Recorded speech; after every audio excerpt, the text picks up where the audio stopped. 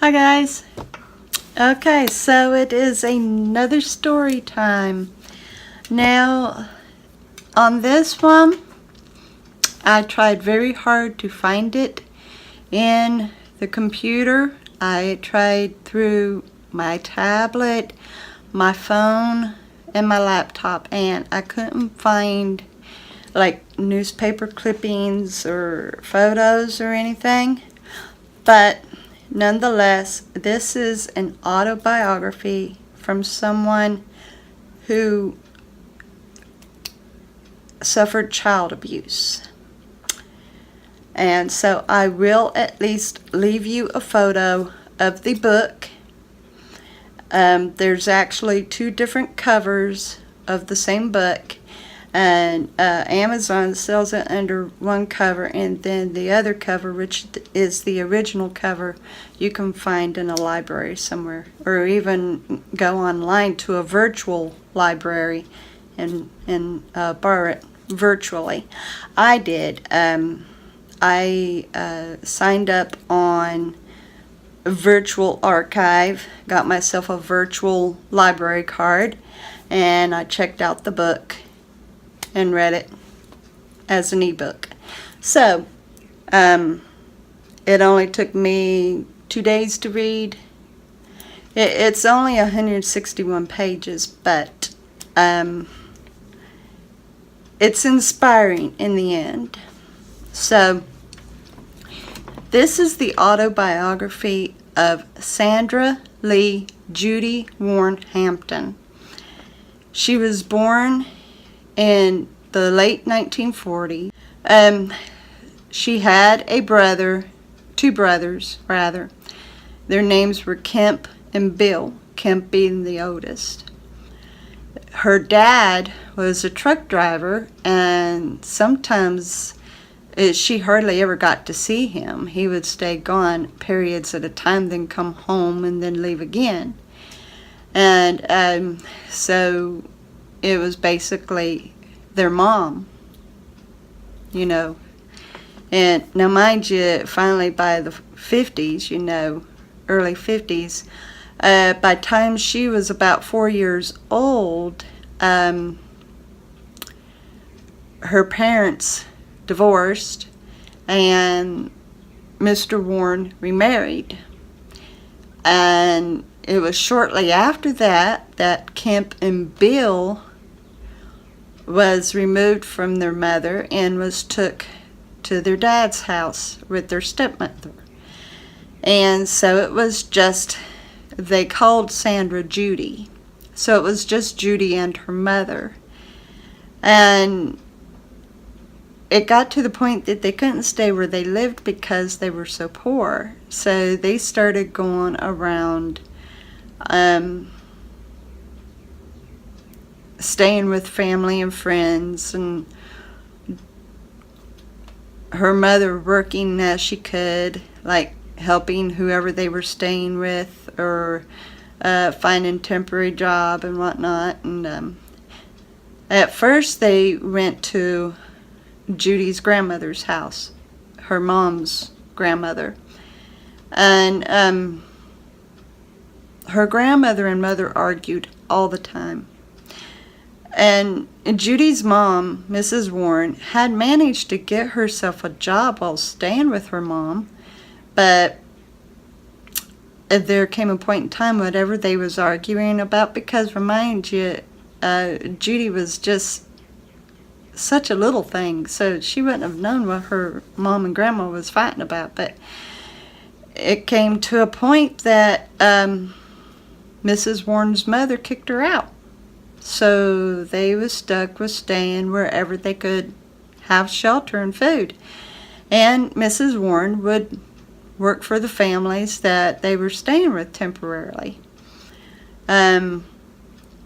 Finally, she managed to secure a place with her sister, and they was staying there.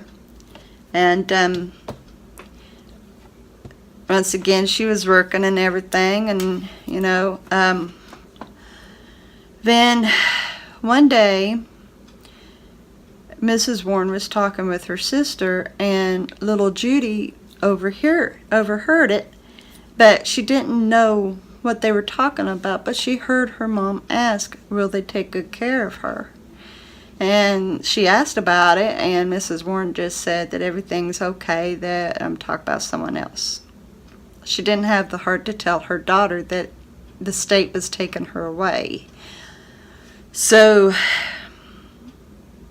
in a couple days, Mrs. Warren cleaned little Judy up, got her dressed best she could, and packed her stuff, and the social workers came, and they took little Judy away from her mom.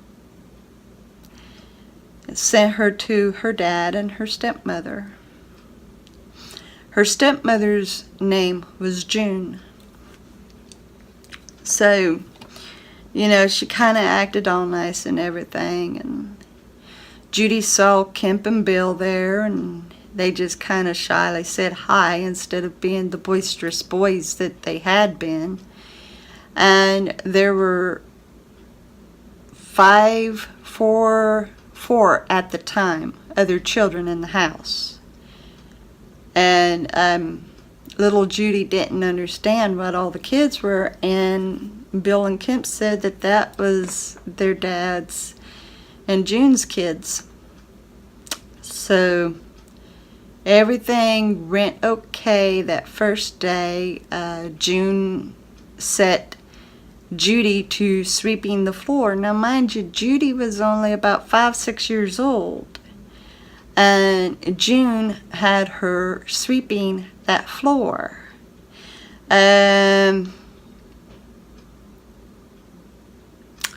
I guess she might have been closer to 7, because she said that she lived with June and her dad for 4 years.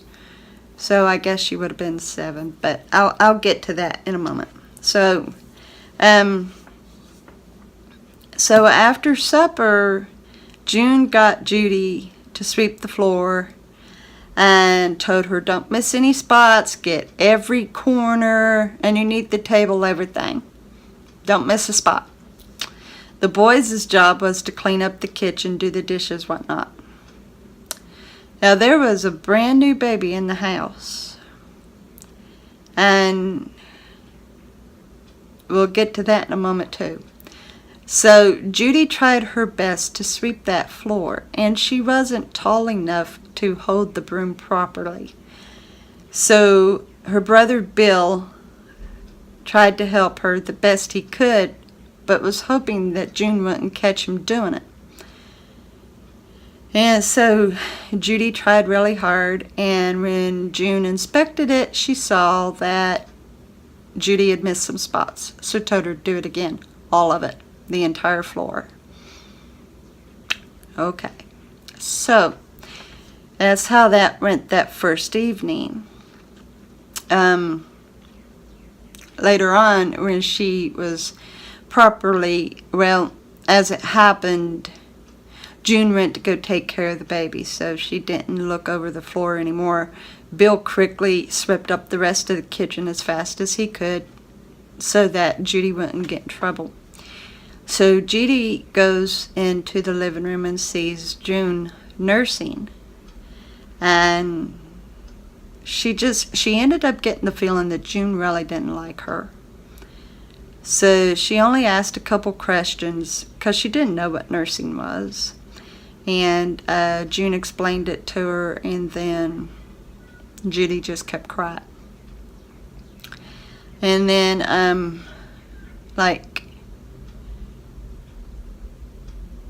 Judy finally went outside to play, and next thing she knew, June was going out there telling her to get back in there, that she had missed some spots, and that she was going to learn to do housework, that she wasn't going to be pampered anymore. She was going to clean house. So little Judy tried again, and so it went. It started out with Judy having to sweep the floor and June demanding her to do it again. And finally, Judy had got to start school, and there were a few times that she was late for the bus because June had it fixed that they had to get their chores done before they got on the bus. Well, of course, Bill and Kemp already would have theirs done, but little Judy is struggling with the floor, you know. And when this one particular day, June saw once again Judy had missed some places, and she got really angry and said, "How long is it going to take for you to learn such a simple thing?" And she punched her straight in the face. A little 7-year-old. And so finally, she got out to the bus, and Kemp and Bill saw that, and they were angry, but there wasn't anything that they could do. They was afraid of June. So they went on to school. And then when they got home, June set Judy to cleaning the baby diapers. Now remember, this was in the 50s, so there wasn't any Pampers disposables. These were diaper rags that had to be washed. And June had her washing them on a washboard. And so Judy would try so hard. And she kept missing the stains and stuff, so she tried so hard. And June would just pull her by her hair and tell her do it again. And when she would sweep and she'd miss a spot, she'd pull her hair and throw her down to the floor inches from the dirt and say, "Get this clean." And it finally got to the point that June was so hateful to Judy that she would even slam her against the wall, hold her head, and gouge her eyes with her thumbs. Finally, like, the Warren family had moved and got a job doing tobacco and stuff, and then they had to move again. I don't remember exactly what the reasoning was, but they were told to get off, to leave that place. And so they did. And so all this took place in North Carolina. And finally they settled like in Greensboro or something like that. And Judy, Bill, and Kent started a new school, and sorry about that. When they went in, like, they only had a few pieces of clothing the way it was. Now by this time, with all this moving around and stuff, Judy was finally around 11 years old. And her teacher took to having a special like to her. She sensed that something was wrong, that something was going on, but she couldn't quite pinpoint it. So she would ask Judy questions, and of course June coached her into what to say about such and such, you know. And there was one time that when Judy was once again trying to do the diapers, she had missed a spot, and June took a fireplace poker and hit her on top of the head and tore a great big gash in Judy's head. So June took a clean diaper and put it on top of her head and told her to press onto it. And when their dad got home, he said, "What's wrong with you?" And June spoke up in place of Judy and said that she tripped and hit her head on the trunk in the bedroom. So her dad moved that trunk so that there wouldn't be any more accidents. There was another time that, now this was at the tobacco place at the time, I think, or this might have been someplace else, but I think this was at the tobacco place before they had left. There was something that Judy failed to do to please June, and June had her down on the floor, beating her up. Literally just beating her up on the floor. And it happened that their dad and the boys were out, and they was coming home early because June would do this stuff to Judy while everybody was away. And she had, I'll get to the other 2 points in a moment. But as the dad, whose name was Jess, by the way, as Jess, Kemp, and Bill was coming home, because they was coming home early, June wasn't expecting them. And little Judy is yelling out, screaming for help. And Jess asked, what in the world's going on? And Kemp finally spoke up and said, Dad, June beats on Judy, and I'm afraid she's going to kill her. And Jess took off running, got into the house, and caught June on top of Judy beating her up. And he threw June off of her and tore into her. And they got into a major fight. And then finally he got up and said, don't you ever lay another hand on my kids again. So unfortunately, June didn't do what Jess asked. Instead, she found other ways to hurt the kids without there being any so-called evidence, so to speak. There was one time that there was a rail in one of the places they'd moved to, and June threatened to throw Judy down into the rail. It right down even held her over top of it, and Judy fought to keep from being thrown in. And June done that a couple times with her. Another time, and this was when Judy hadn't been there very long, just a few months, maybe a year. And June said, I'm going to put you underneath this faucet and I'm going to drown you. And she got Judy to lay down with her head underneath the faucet, and she said, when I'm done reading this newspaper, I'm going to drown you. So she read the newspaper, and when she was finished, sure enough, she turned on the cold water right over top of Judy's face. And Judy in her book said that she must have passed out, because when she came to, June had her by the hair of the head, lifted up, and was slapping her, telling her wake up. So let's fast forward it right back to the new school that they was going to, and the teacher who took interest in Judy. As I'd said, June had hit her over top of the head with a poker. And so she went to school with that gash in her head. And once again, the teacher asked what happened, and she just said that she fell.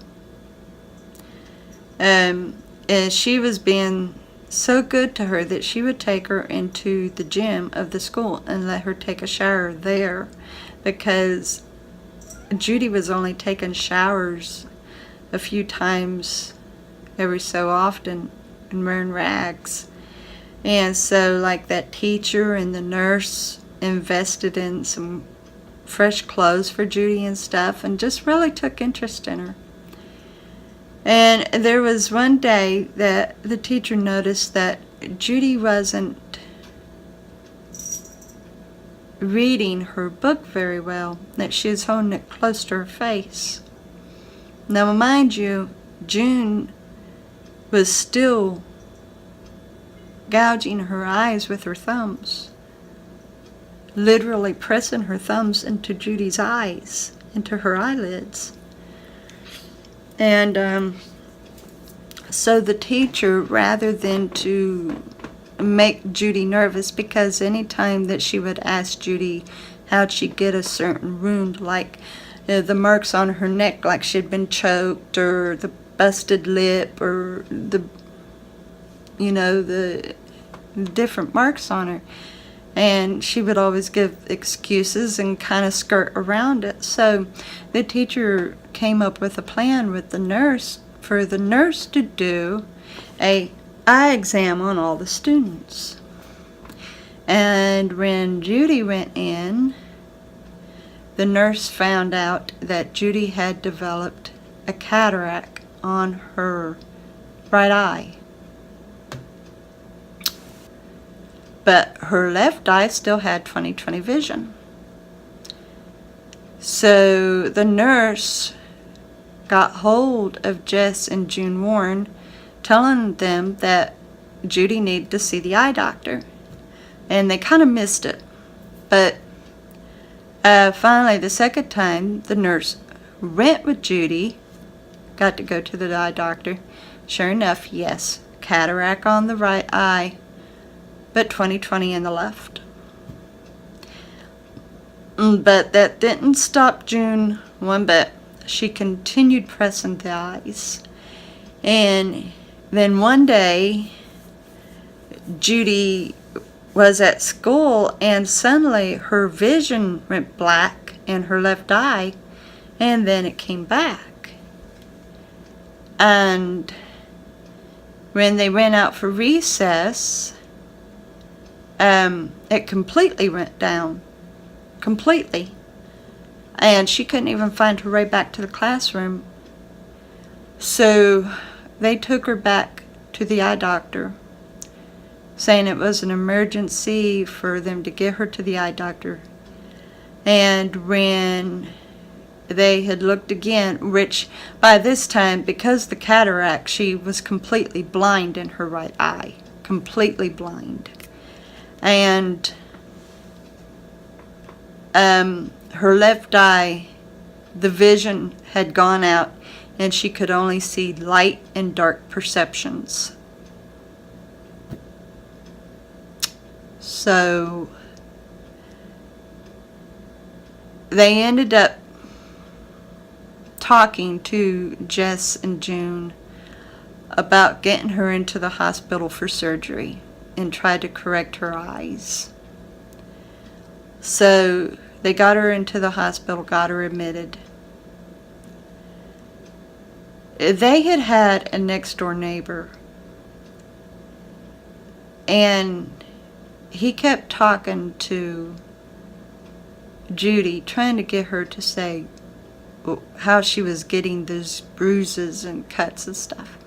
She would make excuses, and finally one day she just outright told him not to say anything to June that she had told him, but she had been hurting her. So in the hospital, when she got into the hospital, Kemp ran away to his uncle's house. And then a little later, Bill was removed to foster. And but it was when Kemp ran away, he exposed June to his uncle.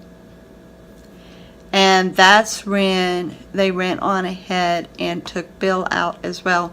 Which, as it happened, the teacher just knew that something was up. And so she tried to get somebody in the authority to do something. And there was so much red tape. So much. So finally she just went to the cops and said, please check into this matter. I've got a student who keeps coming to school with different marks on her, and she keeps giving these excuses, but she acts scared. Please check into it. So, with Kemp running away and revealing to his uncle what had been going on in the home, and the cops investigating, they went on ahead and removed Bill, and then they came to the hospital and they talked to Judy about it. And Judy was so afraid to say anything, but finally the cop told her that he was there to help, that he knew that something was going on. So Judy told everything. So within time, they'd done 3 surgeries on the eyes. They did not restore the vision in the right eye. and she still only had light and dark perceptions out of her left. There was no correction whatsoever. So finally, they went to arrest June and Jess, and just as they showed up to arrest them, they had their vehicle packed and was getting ready to move to Florida. June knew that she was going to be found out, and she was running away. Now, with Judy in the hospital, at one point in time, June and Jess showed up. And June acted like she was all motherly, cared so much for Judy. Oh, poor baby. Why didn't you tell me that you was so hurt? And like she had coaxed her into saying that with her one eye, she was hit with a ball, and the other eye, she had gotten a cinder in it, Trying so hard to hide all that. But when they went to arrest him, they was getting ready to move to Florida. And they arrested him. They sure did. So finally, Judy got to move into a blind school where she got to learn how to take care of herself, how to read with Braille, how to use a typewriter and everything. And she was 11 when she was put into the hospital, and at that same time was permanently removed out of June and Jess's care. 11 years old. So of course they'd done the preliminary on June and Jess, and June said not guilty, so a trial was set up, and probably is it called preliminary? I can't think of the word. Anyway, so while Judy was in the blind school, she learned how to take care of herself. She ended up finding new friends, and everything was going good. She felt safe. And then at the age of 13, they held the trial. And so Judy, she was subpoenaed, and so was her brother Bill. And Judy got to testify first. And they ran her through the ringer, of course. And then same thing with Bill, ran him through the ringer. And then finally the defense got to testify. No, of course not. I didn't hurt Judy. I would have never laid a hand on her. I wish she'd told me that she was so hurt. I mean, it was such a pathetic thing, And they brought in character witnesses, the neighbors, and people who'd known June and Jess and everything. They even done trial on the teacher who took care of Judy, and she explained what she was seeing and experiencing with Judy and stuff, and she just knew something was wrong and everything. And so finally, after a long period of the trial, it only took the jury 14 minutes to deliberate, and they found Jess and June guilty. And at that time, sentence was only like 13 years for child abuse. They got June on the intention to maim. And so they gave her 13 years. They did let her out after 5 years for good behavior. But anyway, so like Judy gets to go back to the school and stuff. And when she had gone to the blind school, nobody called her Judy. Everybody was calling her Sandra, which was her first name. And so she had decided that she was going to go by the name of Sandra from there on out, because she wanted to distance herself away from June as much as possible. And so it finally came down to her left eye started hurting her a whole lot of pressure behind her eye. So they took her to the eye doctor and found out she had glaucoma in her left eye. And the doctor said, you need to go get surgery as soon as possible, or that pressure is only going to get worse and it's not going to be good. So, as it happened, Judy was ward of the state. And the social workers, the social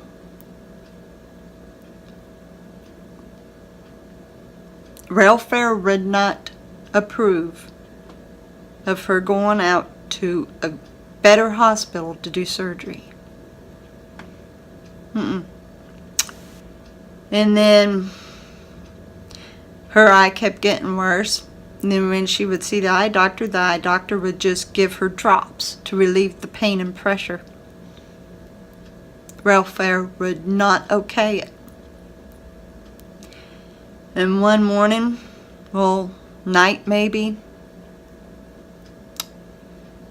Judy woke up to a severe pain. A sharp, abrupt pain in her left eye. And she was screaming. They immediately rushed her to the hospital. Her eye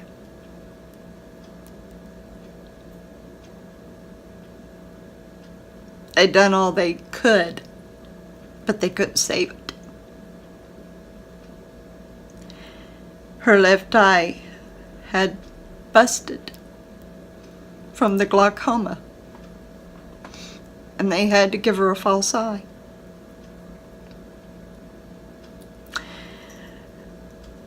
Judy had so much anger against her stepmother, hurt against her dad because her dad never done anything to take care of it, and extreme anger against the welfare office because they wouldn't even approve of the surgery that could have saved her sight, because there was a chance that she would have gained sight in her left eye again.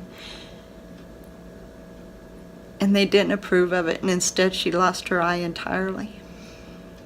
So she was angry. And then a little further down the road, she started having that same pain in her right eye.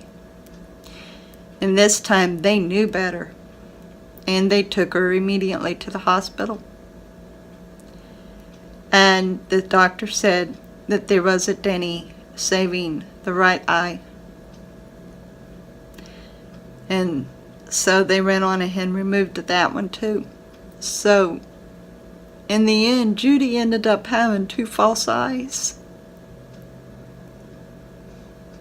All through child abuse.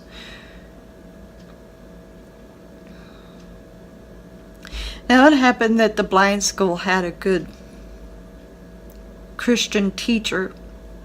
They had chapel. And so Judy was learning about God and God's love, about Jesus and salvation. And she ended up accepting Jesus Christ as Savior. And slowly, God started healing her. It finally got to the point she was able to forgive everybody who had harmed her, who had wronged her, but she still struggled about June. She really did struggle about saying that she forgave June.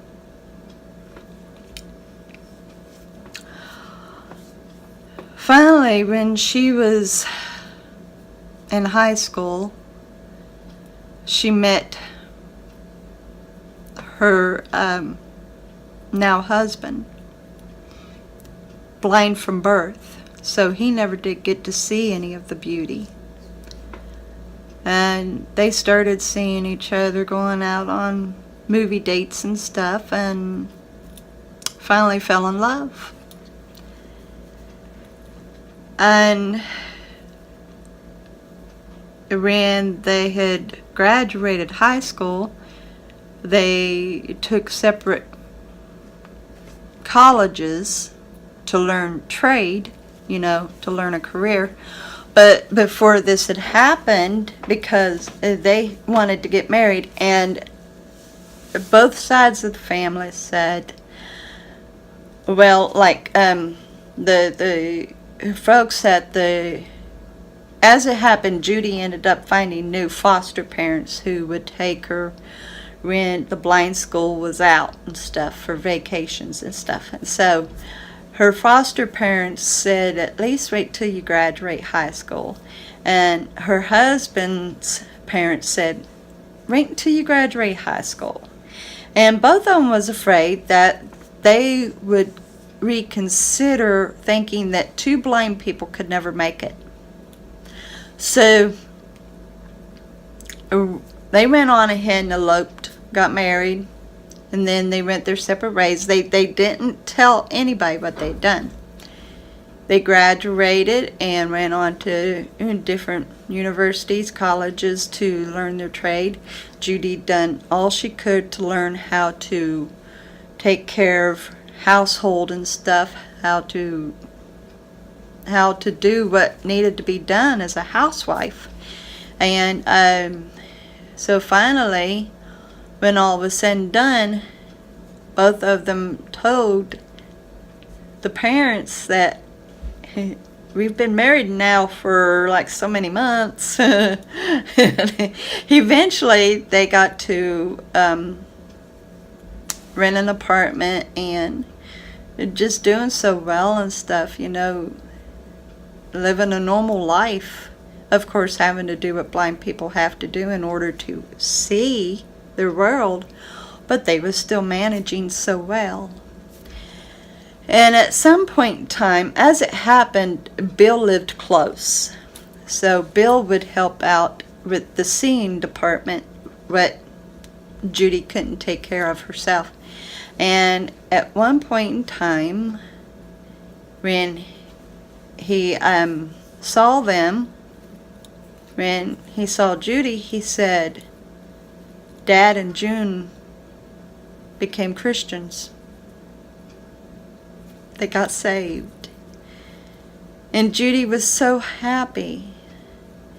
And then further down the road, Jess died, their dad. And then June wanted to talk to Judy. So after almost the entire day, Judy finally called to see what June wanted. And June simply wanted to let her know that her dad had accepted Christ and that he was gone. And Judy said, well, I also found out that you got saved too. And she said, yeah, well, I hope I do okay. And before they hung up, June timidly said that she loved Judy. June didn't forgive herself for abusing her.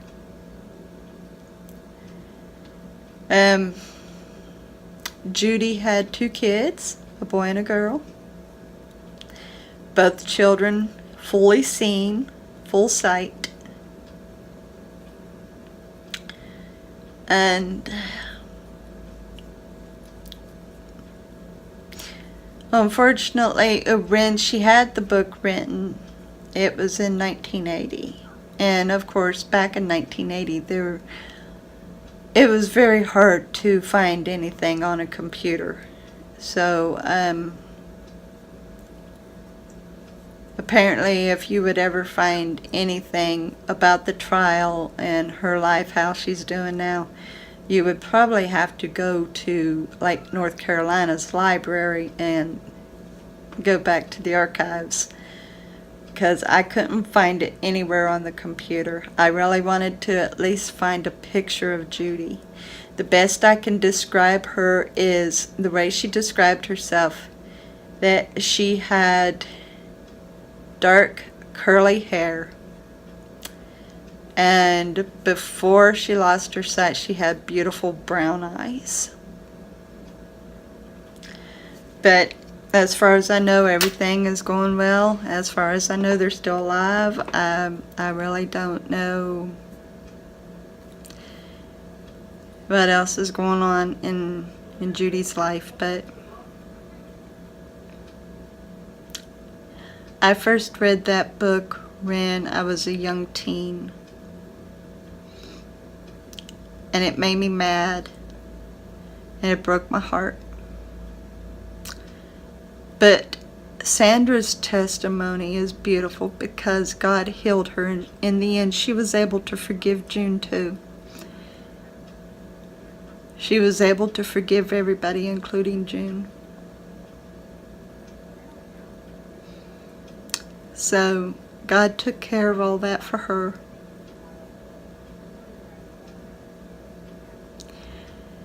Anyway, guys, I know this video is long. I am going to leave a picture of both of the books because they're the same book but in different covers. The first book that I'm going to leave you is the original cover, and like I said, you can either go through a virtual library and check it out, or you can find it in a library somewhere. And the second book that I'm going to leave posted for you, you can buy on Amazon. So I urge you to at least try checking it out in a library, because seriously, it's a good book. It's a good book. So, I love you so very much.